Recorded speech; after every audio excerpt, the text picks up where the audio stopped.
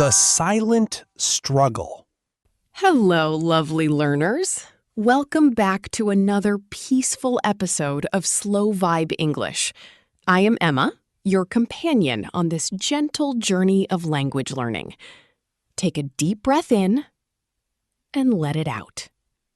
Today, we are going to talk about a feeling that I know is very close to your heart. Have you ever sat in your room, looking at your phone, wishing you could speak English fluently, but feeling completely stuck? You might think to yourself, I want to practice, but I don't have anyone to talk to. I don't live in an English-speaking country, and honestly, my days are just too busy to join a class.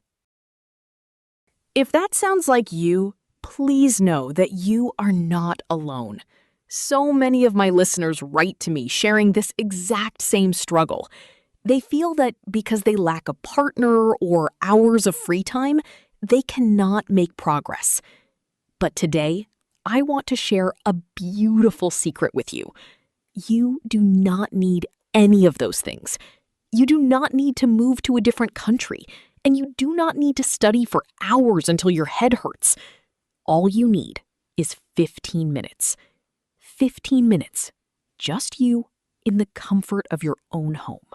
In this episode, I will introduce you to a simple, lovely daily ritual that I call the 5-5-5 flow. By the end of our time together today, you will have a clear, realistic plan that you can start using tomorrow morning. So, grab a warm cup of tea, find a comfortable spot, and let's begin. Shifting the learning mindset. Before we look at the plan, let's change how we think about practicing English. When you hear the word practice, what image comes to your mind? Do you picture a dark room, a heavy grammar textbook, and a feeling of stress? Do you feel like you are back in school, worried about making mistakes? Let's erase that image together. Learning a language does not have to be painful to be effective.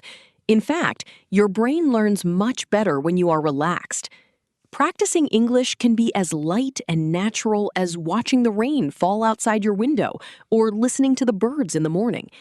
It can happen while you are waiting for your kettle to boil or while you are taking a warm shower. We are not aiming for perfection. We are aiming for a gentle, daily connection with the language. Once you make English a natural part of your day, everything changes. Part 1. 5 minutes of active curiosity. Listening. Our 15-minute ritual is divided into 3 simple parts of 5 minutes each. Let's start with part 1. 5 minutes of active curiosity, which is our listening practice. Now, you might think, Emma, I already listen to English. I play English songs in my car and I watch Netflix in the evening. While that is wonderful, let's be honest. When you listen to a podcast while driving or watch a movie while cooking, your brain is only half listening. The English is just background noise. That is passive listening. It is good for familiarity, but it doesn't build deep skills. For our daily 5 minutes, we want to practice active curiosity. This means your mind is fully present. Here is how you do it. Choose a very short audio or video clip, only 1 or 2 minutes long. It could be a simple story or a video about how to bake sourdough bread or make a cup of matcha tea. Before you press play, ask yourself one simple question. We call this your curiosity question. For example, what ingredients does the speaker mention? Or how does the speaker feel about their topic? Now, listen to the clip for the first time. Do not try to understand every single word. Just search for the answer to your question. Once you find it, celebrate that small win. Then listen a second time. This time, do not look for answers. Just let the words wash over you. Listen to the rhythm, the pauses, the music of the voice. If the clip has subtitles or a written transcript, please use them. Reading while listening is a powerful bridge. It helps your brain connect the sound of a word with how it looks on paper. just 5 minutes. 2 listens of a short clip. That is part 1. Simple, isn't it? Part 2. 5 minutes of solo speaking. Now, let's move to part 2. 5 minutes of speaking. And yes, you are going to do this completely alone. Many learners are afraid of speaking alone because they worry they will speak incorrectly. But speaking alone is actually the safest space to practice. There is no judgment, no fear, and no pressure. I want to share 2 of my favorite methods for solo speaking. The first is called the sentence tree. This is a wonderful game you can play with your own mind. You start with a very tiny sentence, and then you let it grow, word by word. For example, you say out loud, "I sit." Then you grow it. "I sit on my chair." Then you add more detail. "I sit on my comfortable chair." Then you change it slightly. "She sits on her comfortable chair." And finally, "She sits on her comfortable chair drinking warm tea." See what we did there? By slowly growing the sentence, your mouth is practicing English sounds, and your brain is naturally arranging grammar without you having to memorize boring rules. My second favorite method is the mirror interview. Walk to your bathroom or your bedroom mirror. Look at yourself, smile, and pretend you are a guest on a friendly talk show. Or pretend you are a travel guide welcoming tourists. You can say, "Good morning, everyone. Welcome to my beautiful city. Today, the weather is a bit cloudy, but we are going to have a wonderful day." Speak with your real, normal voice. Do not whisper. When you speak out loud, you build physical muscle memory in your tongue and lips. You are training your body to speak English, not just your mind. 5 minutes of this every day will do wonders for your confidence. Part 3. 5 minutes of creative expression. Writing or reading? We are now at part 3 of our ritual. 5 minutes of creative expression. For this step, you can choose either writing or reading, depending on how you feel that day. If you choose writing, please remember, this is not a school test. You do not need to write a long essay. I only want you to write 3 to 5 simple sentences. One of my favorite prompts is what I call the gratitude trio. Write down 3 very simple things you are grateful for today. For instance, you could write, "Today the sun was warm. I had a delicious apple for lunch. I received a kind message from a friend." That is it, just 3 sentences. By writing these down, your brain is forced to think directly in English. You are choosing words, building structure, and checking your own spelling in a calm, creative way.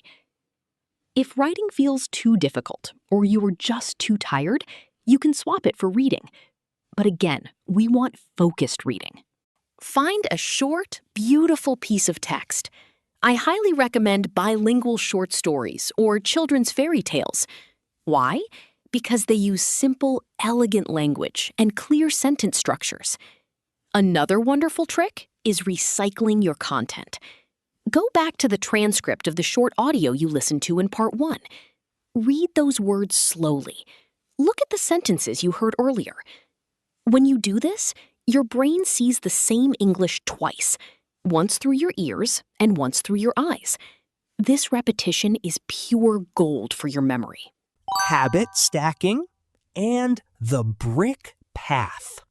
Now we have our 3 parts: 5 minutes of listening, 5 minutes of speaking, and 5 minutes of writing or reading. 15 minutes total. But you might ask, "Emma, how do I make sure I actually do this every day? I always start strong, but then I forget." This is where we use a psychological tool called habit stacking. It means you attach your new English habit to an old automatic habit that you already do every single day. Think about your daily routine. You brush your teeth, you brew your morning coffee, you sit on the bus, you wash your face before bed. These are your anchor habits.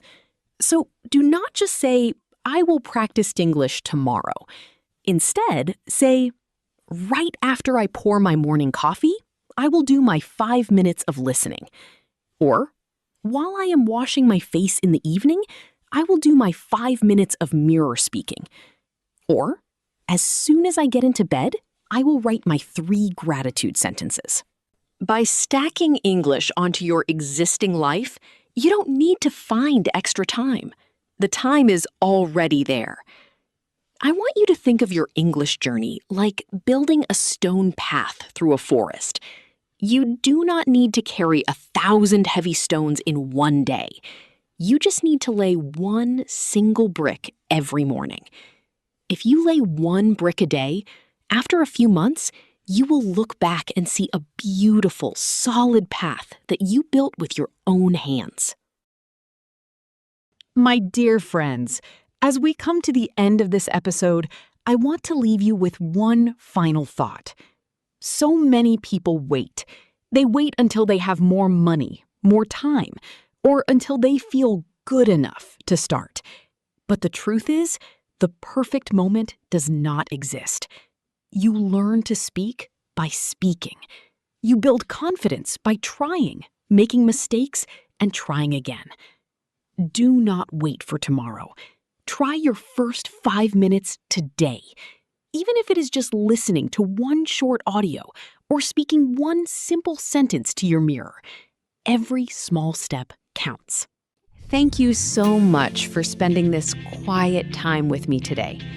If you enjoyed this episode of SlowVibe English, please subscribe, leave a warm review, and share it with a friend who is also on this journey. I believe in you. You are doing much better than you think. Until next time, keep breathing, keep flowing, and take care. Bye for now.